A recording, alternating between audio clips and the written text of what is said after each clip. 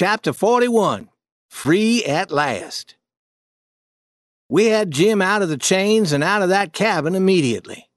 Aunt Polly, Aunt Sally, and Uncle Silas were good to him, and invited him to visit Tom in his bedroom and gave him good food to eat.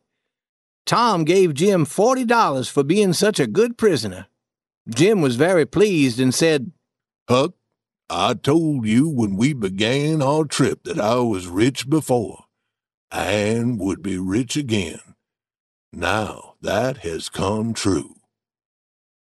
Tom talked and said that the three of us should now buy horses and travel to the Indian Territory and live a life of much adventure for a few weeks.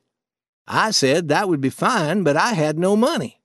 I said that I was sure that I couldn't get money from Judge Thatcher, because Pap must have all the money by now. Tom said, "Your Pap doesn't have your money, Huck. Judge Thatcher still has all of it. Your Pap hasn't been seen since the day you disappeared." Jim looked at me sadly and said, "He's never returning, Huck." "How do you know, Jim?" "Do you remember that house we found floating on the river?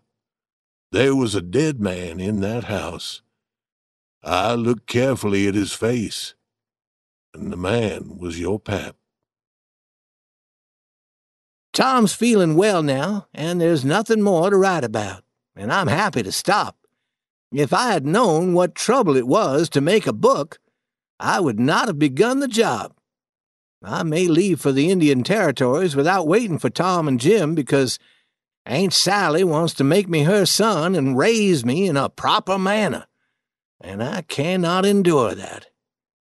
I've been there before.